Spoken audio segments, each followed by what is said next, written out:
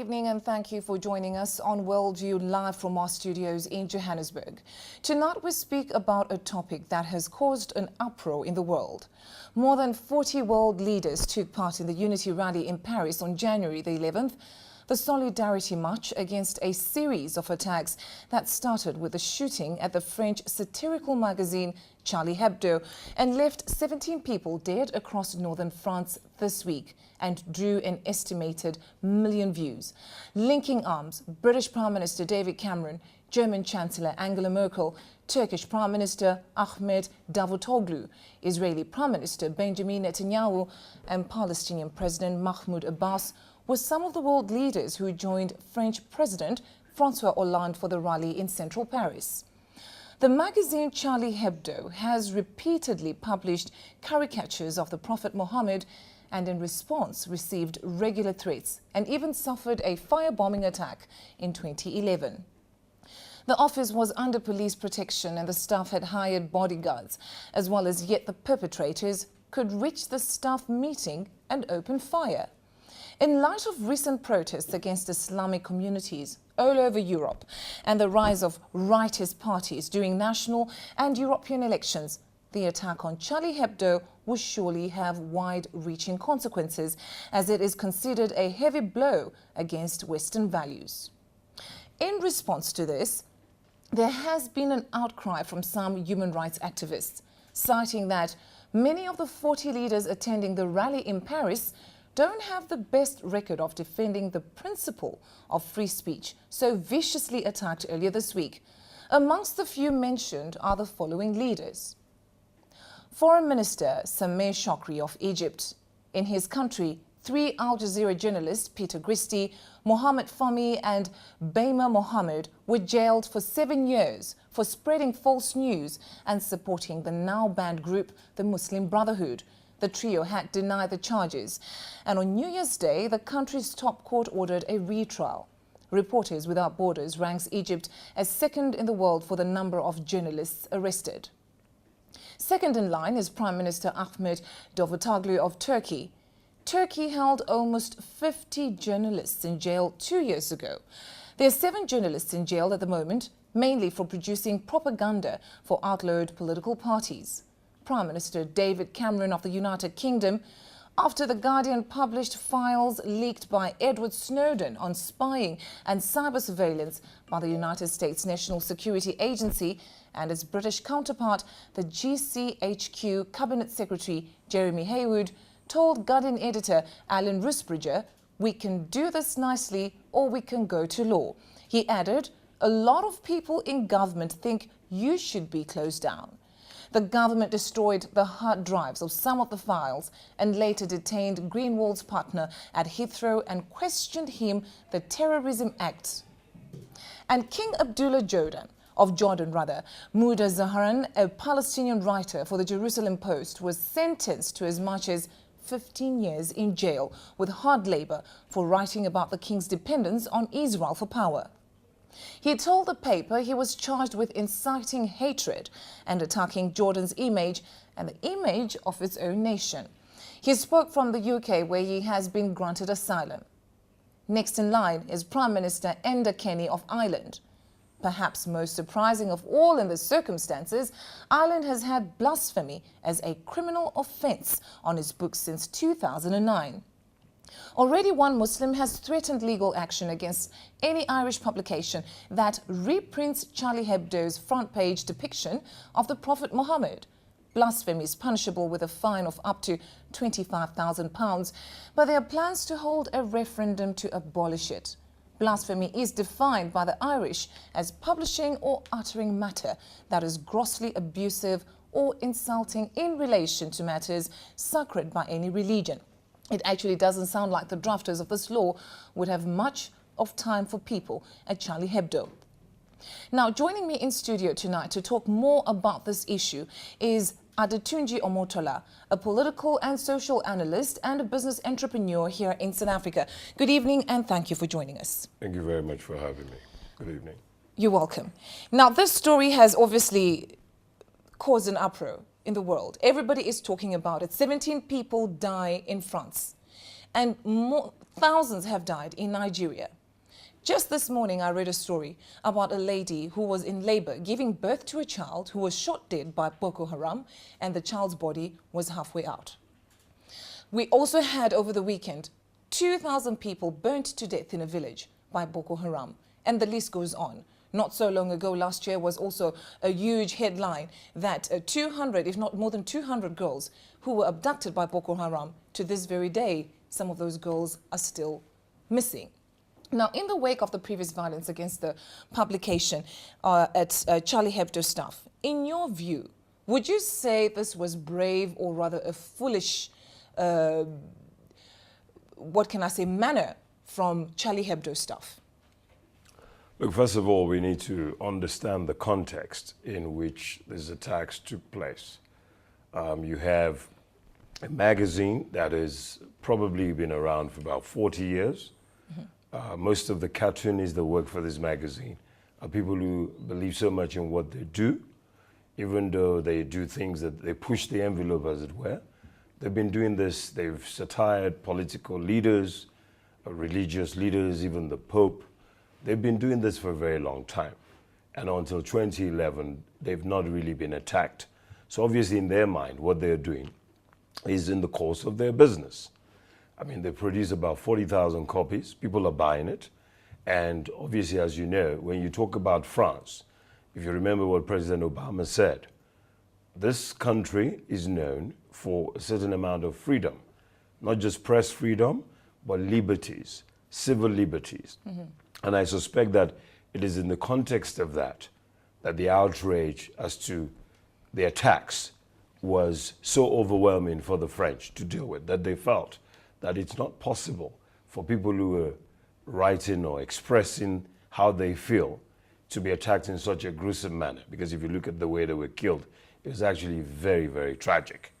And also the fact that it happened in broad daylight, in cosmopolitan Paris, with masked gunmen running amok, that for them, and it was captured on video, that for them was something that they couldn't fathom. So now, if you contrast that with the Boko Haram scenario, it's totally different. In the sense that even though Boko Haram is killing thousands of people, or they've killed probably to date about 20,000 people. And counting. And counting. What has happened is that apart from select videos that people see on the internet, we have not seen Boko Haram actually captured live, being shown on real-time television, causing so much damage. What we get are reports.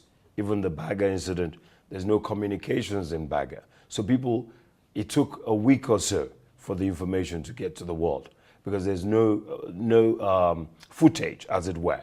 So that is the difference in terms of the anger and the reaction that came from the society in which these things happen. Also, if you look at the fact that with Boko Haram, every time there's an attack in Nigeria, in fact, people don't really talk about it anymore. They just say, oh, well, they've killed 20 people today, they killed 50 people tomorrow. But is it not because tomorrow. the people have lost hope now, in the sense that it seems like, which is a question that I was actually going to get to, but now that you've raised it, is it not because people don't really talk about it as much as we expect them to, simply because they've lost hope that nothing is done in that particular area of Africa, or maybe Africa at large, to actually protect the human rights and the civilians of a country? Yes, look, the situation in Nigeria is very complex, as you know. We have, first of all, we have a military that has not been able to arrest the situation, despite the fact that $6 billion is being spent every year. In fact, what we get from the military in terms of reports is that there's low morale, that the equipment doesn't really get to the soldiers who are meant to tackle Boko Haram. Most of the time they desert their posts. Sometimes, in fact, there have been accusations of conspiracy and sabotage. So the population itself, the country, is now looking at the situation and thinking, you know what? So long as it doesn't spread to the cosmopolitan cities, so long as it's still contained, because what the state of emergency was meant to do was to push Boko Haram outside of the cities like Maiduguri and Damaturu.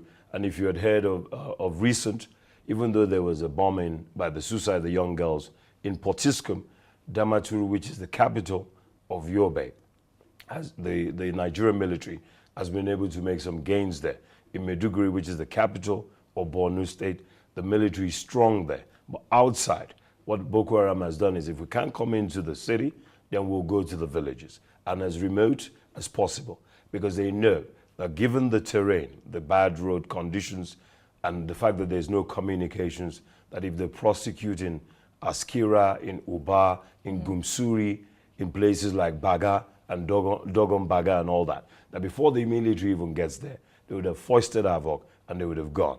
So that's the strategy they're using. They go to border towns. You know, Chibok is a border town. Baga is a border town with Lake Chad. So that's why they're very effective, but in a very sinister way. So that's really the sad thing about this whole episode, that the military is overstretched, because one day they turn up in Kano, the next minute they're in Potiskum, the next minute they're in Baga. They're moving around, Mubi, Michika. So how do you do it? How do you keep track? So, given that scenario, would you say that, in your own words, Nigeria, is it not much more in need of the march that we saw, of the nature that we saw in France right now at this point in time? Wouldn't you say that Nigeria is probably in a position to have a march of that mass? Look, I think Nigeria needs more than a march. I mean, we can march all we like, but you know, the critical thing is people are still going to get killed, because the critical factor is that if you look at the Paris situation, we had 2 people on the run after they had killed 12 people. That's the first instance, not the second one. And then you had the military or the French government decided this is a very serious matter. We don't know how many they are. So we're going to use all our assets, all our military assets.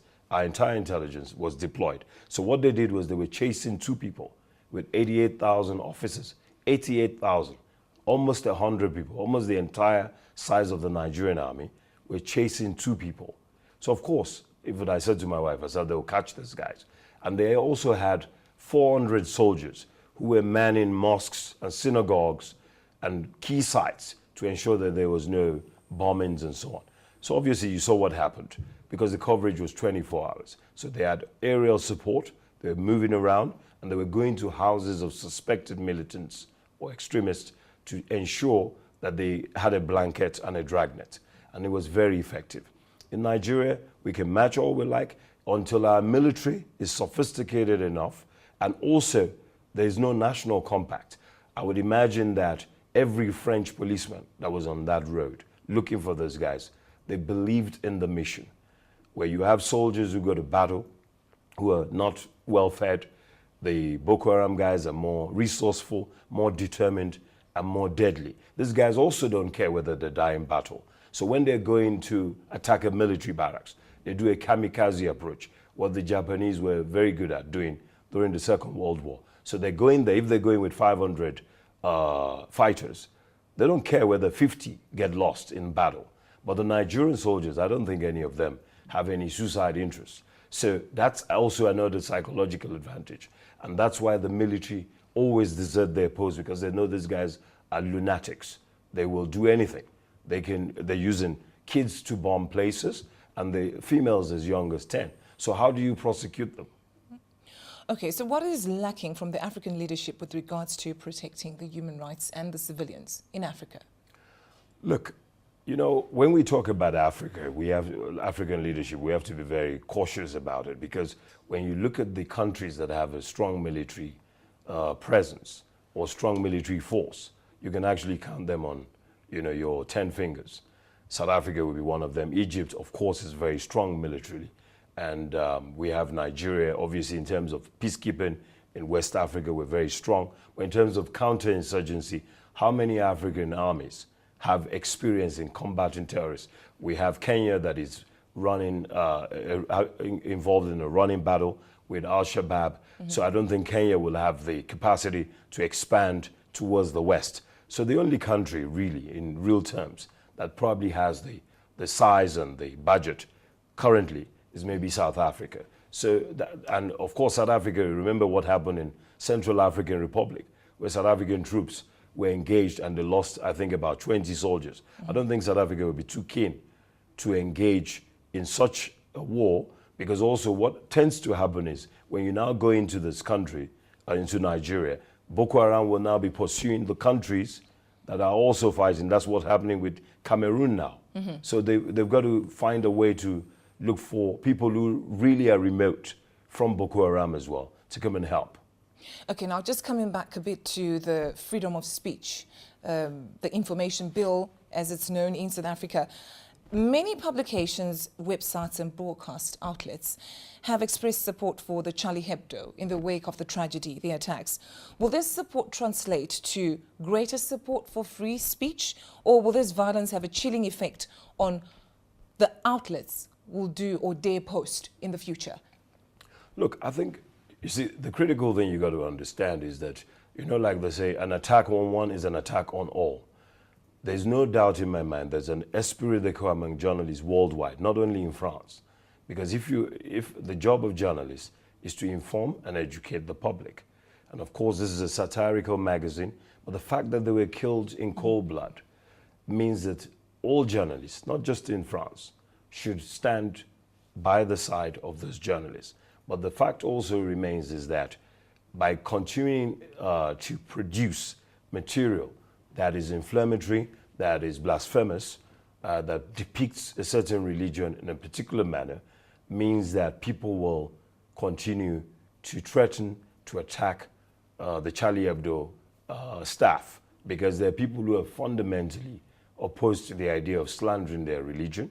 And also because we now have this situation where the people in Paris or in France itself who are disenfranchised, who feel that they're not part of the larger France, who are probably unemployed, easy prey, financially destitute, they will be able to whip up those kind of people to go against those values that the French society is trying to protect, which is freedom of speech and expression and liberty, égalité, as they say. So where should cultural sensitivity come into play in satire? Charlie Hebdo is a satirical magazine, like we clearly all understand. So when does the cultural sensitivity comes into play there? Well, look, you know, in journalism, they talk about self-censorship. It's up to the journalists themselves, because we know that, even in Gambia, recently there was a coup, and there was a lady, a Gambian journalist, who was, I think they were going to jail her for about 15 years for embarrassing the president. And she then left for the US. And when the Gambian president went to the US as part of the US-Africa summit, the lady then turned up, I think somewhere at the hotel where the Gambian president was, and she was beaten up very badly. So what journalists themselves must do is they must understand that they have the power, but they must also use it wisely. Because once you start painting the picture of someone else's religion, and you know, what I always say is that Islam, it's a very powerful religion for improving oneself, but it's also very conservative. If you have to practice Islam very well, it's very, very conservative. I mean, in Christianity, you talk about 10 commandments. In Islam, they talk about, you know... Christianity is not a religion, though. Yes, Islam is a religion. Yes, but also, yeah, but what happens is that when they're going to ask you to fill a form, they say, what religion? They put Christianity, Buddhism, or Islam in boxes. So what happens is the people who practice Islam, because if you look at the countries where Islam has spread to Africa, like Saudi Arabia, Kuwait, Iran, those countries are in more ways than one, they're not secular states. You wouldn't have a lot of Christians living in Saudi Arabia. So there's almost like you've got to follow this way of life or you're out. So it's not uncommon to see a lot of people who live in those countries travel to Europe if they want to enjoy themselves and they want to relax. Because in those countries, you can't, even if a female, you can't walk, you can't go anywhere on your own. You've got to be accompanied by a man. You can't drive a car. In Saudi Arabia, a female can't drive a car. So you can see the restrictions there already. So you can then imagine that their own symbols of worship, somebody then starts to poke fun at them. It's very touchy for them. Okay. Now, talking about restrictions, I'll talk about one point also that has been a world headline. The American film industry very quickly reacted to threats of hackers before the film The interview, which I think a whole lot of people have watched and heard of, was scheduled to premiere in contrast to the Charlie Hebdo stuff, which kept putting out the same product for years under the threat of violence. Do you see this as a cultural difference, or the difference between the film and print industry, or just personal courage and perhaps something else? We do know that France is very satirical, perhaps that to an extent that other countries feel that, you know what, this is a bit above what they would go above their limits. So is it a cultural difference? Is it something that is just personal encouragement, or perhaps something else? Look, I think that in most of Europe, I think that the sense of humor that Europeans have is totally different from the sense of humor that Americans have. I mean, if you've lived in the UK, you find that even if you hurt yourself, people will laugh at you. People like, it's called dark humor. People like to laugh. Comedy, I mean, Mr. Bean, you know, if he was in Africa, people might not even laugh at some of the things he does. Even without saying anything, silent pictures, people find Mr. Bean very funny because he does a lot of silly things, stupid stuff. But that's Europe for you. They satire, comedy, laugh, a night of 1,000 laughs, all sorts of things. They enjoy it. And I think what people who go and live, like I said a few days ago, in relation to, for example, Americans, black Americans who were killed by white cops and nothing gets done. I said that, look, Africa is rising. So if you're an American black and you feel that, you know, you're so disenfranchised or marginalized and the police are always picking on you or whatever, because it happens even in the UK. They try and criminalize young black people. If you drive without a license or whatever, you just find that you have a criminal record quickly as a youngster. So what people have to do, they've got a choice. There's airports in every major city. You can't be, you see, if you're a minority in a particular country and you know that they have a way of life, it's either you fit in or you fit out. Because it's difficult. When you radicalize within those societies, what then happens is they will now go on a witch hunt.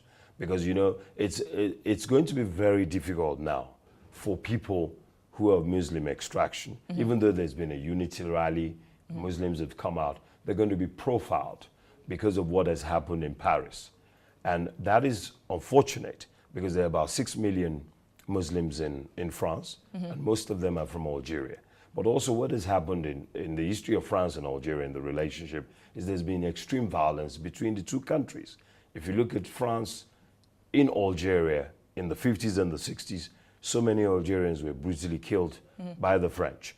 And so that hangover of violence, like what we have in South Africa, where because of the brutality of apartheid, people are still a little bit too violent for a normal situation. So people have to step back. The journalists, they need to step back and reassess the implications of this freedom, because freedom without responsibility is tyranny. Okay, so what are the risks to human rights following these attacks? We have mentioned a few world leaders that came in solidarity to support President François Hollande. But yet again, they have been blamed for abuses of human rights back in their countries, in their homes. What will now be the risks to human rights, not only in Europe, but the world over? Also bearing in mind that the Islam extremism is growing world over as well, not only targeting Europe, but they're targeting the whole world because they want to spread the Islam word and force people into their religion. Look, first of all, you got to understand those world leaders, many of those world leaders, I saw them, not all of them are, they're not saints, you know, I mean, but they've got ties with, first of all, you know, Europe, they have a common Turkey, Britain, Spain, you had all those guys there, Italy, they had to be there because an attack on one, again, is an attack on all. I mean, UK, they had the 7-7, the metro system, the underground was attacked, so many people died. And so for them, they're constantly having to deal with terrorism. This is the first time that there's been a high-profile attack on Paris. But so they needed to support them. But also France has a lot of allies. And those allies had to be there. And some had to go and hold their hand, whether they were allies or not. Because they wanted to, also it's a photo opportunity for some to say, oh, we were there. We stood with you or by you, because maybe they needed something from France in the future. But what I think is when there's any attack, when a nation is strong, as France or the United States or the UK, there's going to be a backlash. It's natural. People will be edgy. People will do stupid things. Some people might decide that, okay, they're going to, the police might become more aggressive towards somebody of Muslim extraction because they will be cagey, they'll be scared. So they have to react in one way or the other. But what I do know is that because it's a European country, it will not result in lawlessness. It will be arrested because there's a law and order society. People have rights. They can go to the European Court. They can go to the International Court of Justice. And it's a country where there's a lot of footage. So if you're in public and somebody harasses you, people will always see it.